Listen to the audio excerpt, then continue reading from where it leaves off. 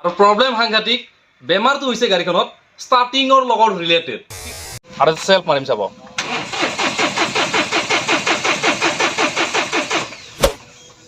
खत्म bye bye Tata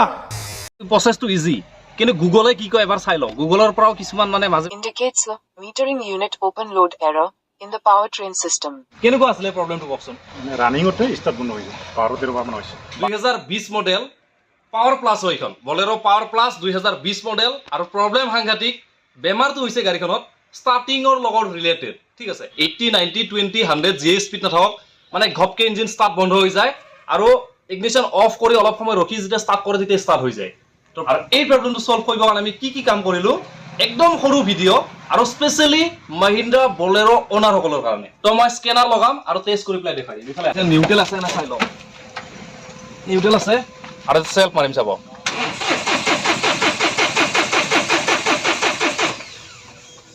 start হোৱা নাই আৰু এবাৰ দি আছো যাব ফিউল পাম্প চলি আছে ফিউল পাম্পৰ আৱাজ ওলাই আছে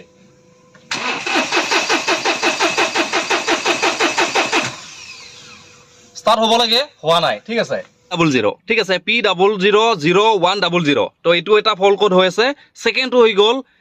U242000 ঠিক আছে এই দুটা ফল কোড আহি আছে যাৰ কাৰণে ৰানিঙত কি হয় এই চেক ইঞ্জিন লাইটটো জ্বলি থাকে এই যেটো চেক ইঞ্জিন ওয়ার্নিং ল্যাম্প আছে এইটো জ্বলি থাকে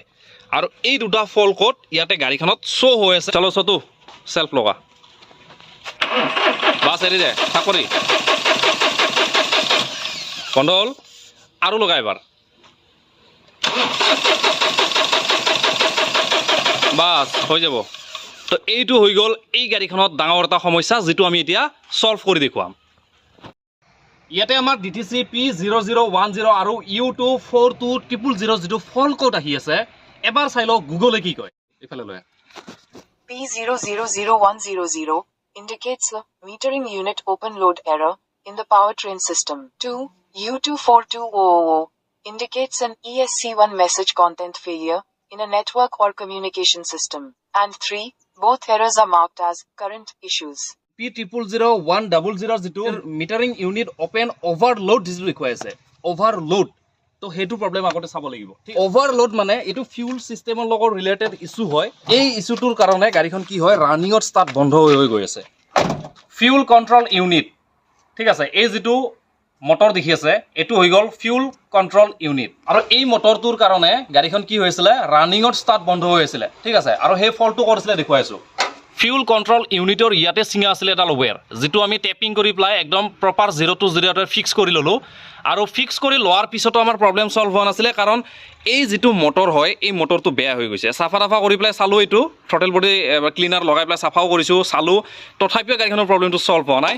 এতিয়া আমি এটা সেকেন্ড হ্যান্ড আমাৰ তাতে আছিল যেটো আমি ইয়াতে লগাইছো আৰু লগাই প্লাই এটা ফিটিং সিটিং কৰি দিলো জাগাডখৰ বঢ়িয়াকৈ ক্লিন কৰিছো প্ৰবলেমটো সলভ হৈছে নাই দেখুৱাইছো চলো চলো ষ্টাৰ্ট কৰ চলো ষ্টাৰ্ট বন্ধ কৰ ইগনিশন অন কৰ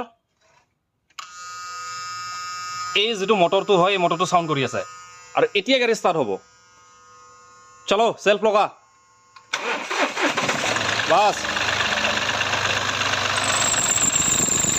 বেলৰ আৱাজ কৰি আছে কাৰণ বেল বেয়া আছে বাকি এই যেটো কন্ট্ৰোল ইউনিট হয় ইউনিটৰ যেটো মোটৰ হয় এটো বেলেগ লগাইছো ষ্টাৰ্ট হৈ গৈছে বন্ধ কৰ এবাৰ বেলটোৰ বহুত আৱাজ কৰি আছে কাৰণ এটা ফেন বেল দুইডালে চেঞ্জ কৰিব লগা আছে মানে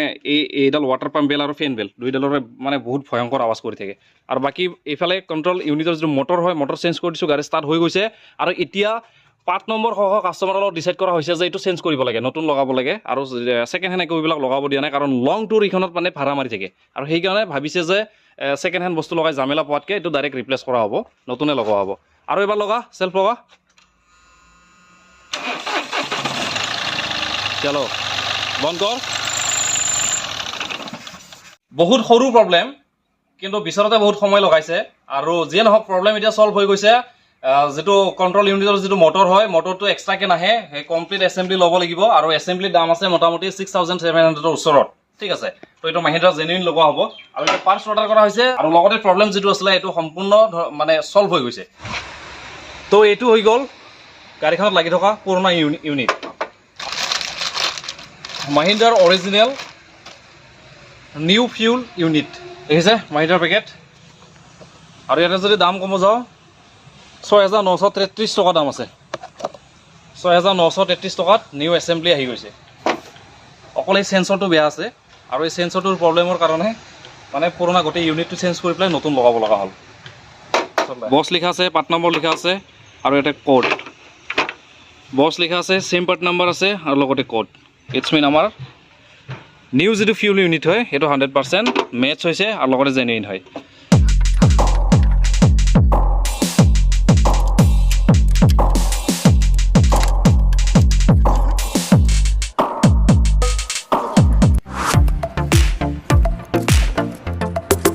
মাৰ চলো ভাই নিউ ইউনিট লগালো দেখিলে আৰু ওৱান টাচত ইঞ্জিন ষ্টাৰ্ট হৈ গৈছে আৰু বাকী এবাৰ ইনষ্ট্ৰুমেণ্ট ক্লাছৰ মিটাৰত চাই লওঁ আগতে যিটো ৱাৰ্ণিং লাইট জ্বলি আছিলে চেক ইঞ্জিন দেখিছে অট'মেটিকলি গুচি গৈছে চলো এতিয়া প্ৰব্লেম চল্ভ হোৱা বুলি এতিয়াই নকওঁ গাড়ীখন এবাৰ ৰোড টেষ্ট ড্ৰাইভ কৰি লওঁ আৰু ইফালে আমি ৰাস্তাত ওলাই আহিলোঁ মানে ৰোড টেষ্ট ড্ৰাইভ কৰিবৰ কাৰণে ওলাই আহিলোঁ আৰু লগত কাষ্টমাৰ আছেই লগত বহি আছে আৰু দেখুৱাম বাৰু মই বাকী চাই লওঁ অলপমান আমি চলাই মেলি পেলাই গাড়ীখন আৰু এইফালে হৈছে গাড়ীৰ মালিক আহিছে আৰু এক লগত গাড়ীখন ৰোড টেষ্ট ড্ৰাইভ ল'লোঁ অ'কে হৈ গৈছে আমাৰ ফালৰ পৰা কেনেকুৱা আছিলে প্ৰব্লেমটো কওকচোন প্ৰব্লেম মানে এনেকুৱা আছিল মানে ৰানিঙতে ষ্টাৰ্ট বন্ধ হৈ যায় ৰানিঙত ষ্টাৰ্ট বন্ধ হৈ যায় বহুত কেইবাৰ পাইছিলে এটা প্ৰব্লেম মানে যেতিয়াৰ পৰা প্ৰব্লেমটো ষ্টাৰ্ট হৈছিলে মোটামুটি ধৰক কিমান বাৰমান পাইছিলে প্ৰায়